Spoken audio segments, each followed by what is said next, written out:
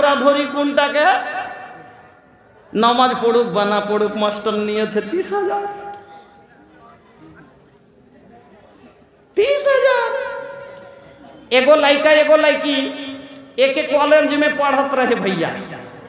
अब दोनों में वही जैसे भैया दोनों में बातचीत होत रहा। अब दोनों में बातचीत हो गई कि बियाह के पढ़ाई लिखाई के बाद हमने दोनों जने शादी कर ले। लड़का के नौकरी भइल बाहर, लड़की के नौकरी भइल इलाका में, लेकिन बातचीत तो पहले से ठीक फाइनल बा। लड़का माई से आके कहा था कि ए माई माई रे का बेटा ए माई वो तोहरा के रुस्तम चाचा के बेटी कैसन लागेली हो? ये बेटा बात का बात नहीं खोल के बतावा। कि माई हम कहतनी कि ओकरा से बियाह हमर कर देबू तो ना होई? कुछ ना बेटा ना, तोहर कोनो ऐसा वैसा लड़की से बियाह ना कराई, कोनो मदरसा के पढ़ल लिखल लड़की से परहेजगार लड़की से तोहर बियाह कराई, मास्टर नहीं हमके ना चाहिए। कुछ काहे माई ओकरा में का कमी बा? कुछ का कमी बा तोहरा के लोकत नहीं खे कि जब चलेली तो अंग्रेजी स्टाइल में चलती है। अंग्रेजी स्टाइल में चले हाई हिल के सैंडल बा, देख के ये कर अदा धड़ के लोगन के दिलवा। रास्ता में जब चलेली तो ऐसा न चलेली तो कहत लड़का कहत, लेकिन लड़का के दिल में तो बैठ गई बिया ना। लड़का कहत कि ए माई अपन बाबूजी के घरे बिया ना तो यह खातिर ऐठन बा, हमरे घरे आई तो कुल ऐठन छूट जाई, माई बिया कर देना। कि बेटा ओकर जबान तरह के पता बा, ओकर जबान भी कैंची नियन चलाता। बात बात पे देवे गाली, छोड़िया बड़ी नखरे वाली, जेकरा घरे जाई बद के कनिया नाक में दम कर डाली। बिये करिस ना बेटा, जार बाड़ी बहू है जब लाखेर ऊपर दम करे दिबे যেমন তেমন বেটি ছেলে লয়, কিন্তু এই টাকা যে দেখে দিয়েছে কইছে না আমি বিয়ে ওয়া কি করব। এবার কি করবে? মা বাধ্য হয়ে বিয়েটা দিয়ে দিয়েছে। যা আমি কয়দিন আর সংসার জীবন তুই বুঝবি, তুই সংসার নিয়ে চলবি পুরা জিন্দেগি। কেন? নবী বলেছেন শুনেন ও মায়েরা, ভালো করে শুনেলেন। নবী বলছেন আর দুনিয়া ও কুল্লুহা মাতা, দুনিয়ার সমস্ত জিনিস হলো সম্পদ, কিন্তু ওয়া খায়রু মাতাই দুনিয়া আল মারাতুস সালেহা, সব থেকে কিমতি দৌলত দুনিয়ার মধ্যে হলো নেক নারী। সব থেকে কিমতি দৌলত যেটা ওটা হলো নেক নারী।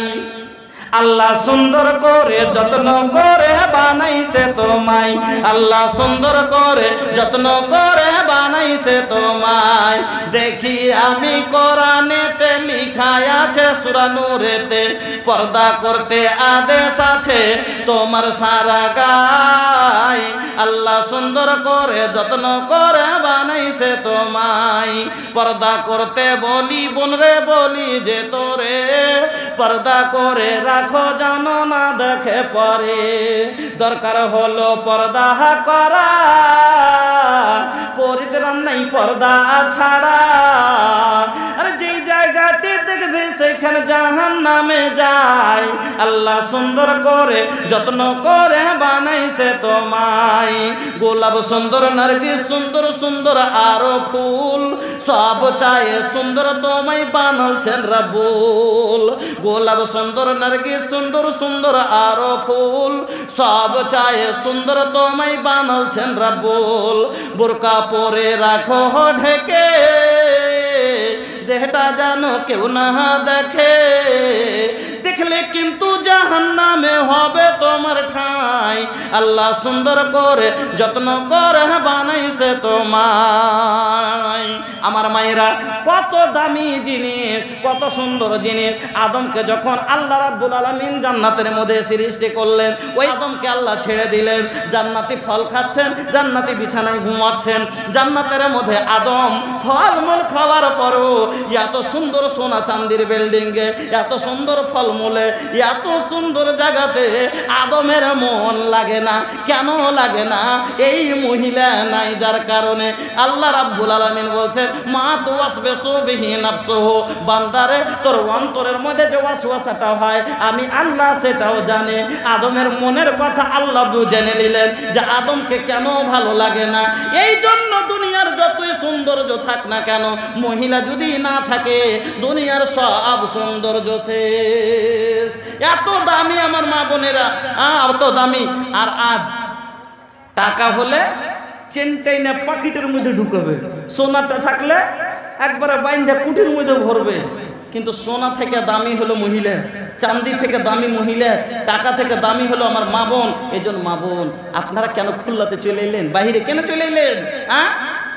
টাকাকে লুকাইছেন, আর আপনি যে টাকার থেকে দামি, তো আপনি কেন বিনা বোরখাতে আপনি রাস্তা হাঁটছেন?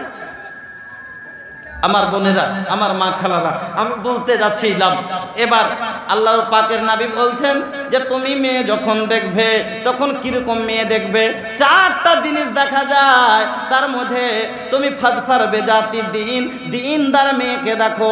যদি দিনদারি থাকে তার মধ্যে দাওলাত ধরিও না, তুমি নাসাব খানদান দেখিও না, মেয়েটার সুন্দরী রূপ দেখিও না, টাকা দেখিও না। যদি তোমার কাছে ওই বাড়ির সংসারে যদি সুখ চাহো, ছেলে মেয়ে যদি ভদ্র নিতে চাও, ছেলে মেয়ে যদি ভালো নিতে চাও, তাহলে শোনো, বোম্বাই আম লাগে, তুমি খেতে চাও মিষ্টি আম, তুমি খেতে চাও কাঁচ মিষ্টি আম, তাহলে ফজলির গাছ লাগাতে হবে।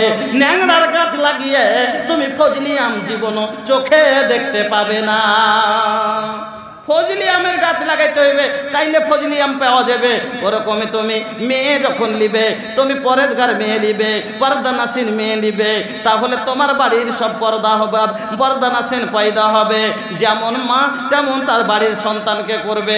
আমার বন্ধুরা, নবীজি বললেন শোনো, তুমি যখন বিয়ে করবে এই চারটা জিনিসের মধ্যে ফাজফার বেজাতি দিনদারকে তার জিদাও, দিনদারটাকে বাড়িতে আনো। আজকে কালো লিব কোনো কথা নয়, টাকা চাই, টাকা ছাড়া কিচ্ছু নাই। দিনদার হোক বা না হোক, টাকা কতটি পাওয়া যাবে?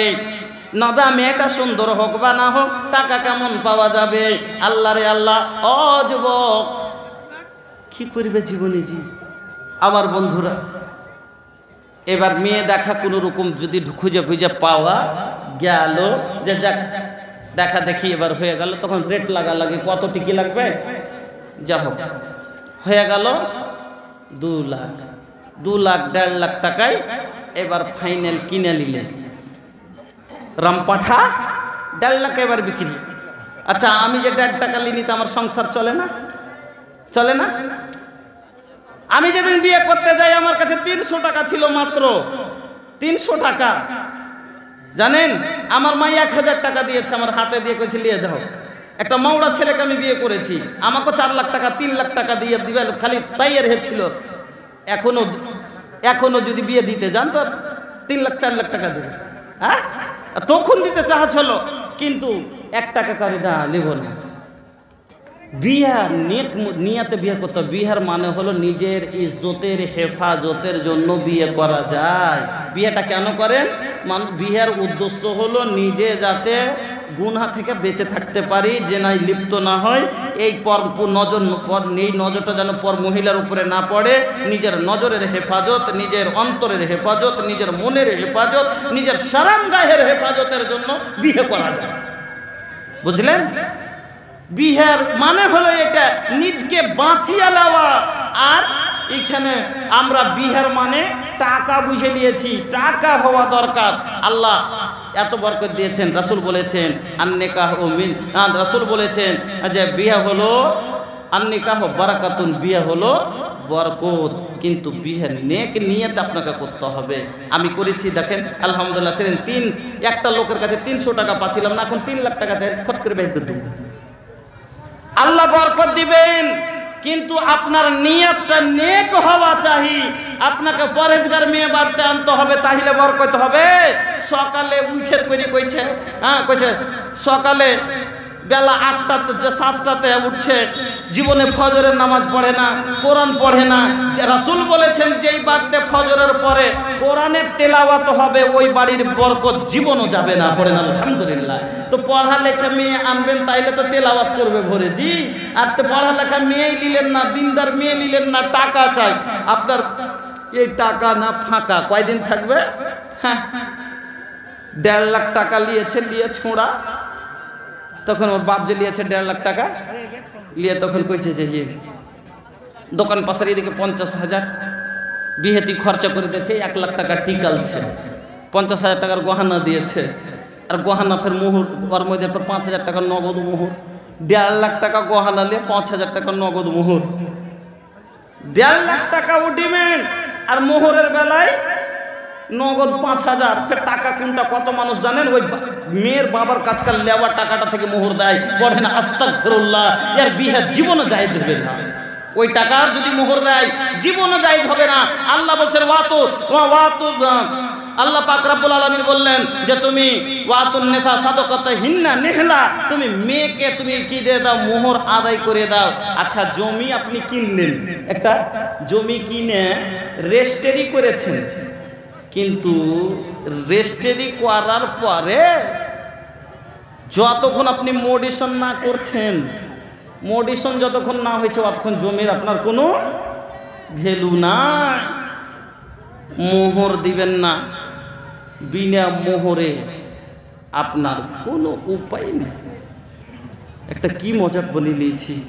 হ্যাঁ, 1.5 লাখ টাকা 2 লাখ টাকা নিয়ে তখন কইছে যে মোহর পট্টি করবো, কইছে করে দাও 1.5 লাখ, কইছে নগদ, কইছে 5,000 51 টাকা করে দাও নগদ আছে, বাকিটি কইছে বাকি মোহর। আরে ভাই লেখবার কাম লেখে দাও, মোহর কি দেওয়ার লেগে বেশি লেখে, এটা দেখে লেখে। আমার বন্ধুরা, আমার ভাইজানেরা, এবার আপনার আমার সমাজে এবার মেয়ে দেখার পরে যখন আমরা ছাঁটাই বাছাই করে দিন তারিখ ঠিক করে দিলাম যে হ্যাঁ এবার এতটি টাকা লিয়ে বা এতটি ইলিয়া বিহে, আল্লাহুস সামাদ, চাপ পড়ে যায় একটা গরিবের উপরে 1.5 লাখ। সুবহানাল্লাহ।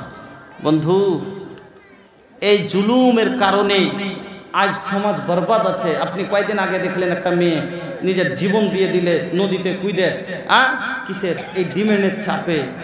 সুবহানাল্লাহ। বন্ধুরা আমার, এখনো বাবা, ও যুবক ভাই, আজ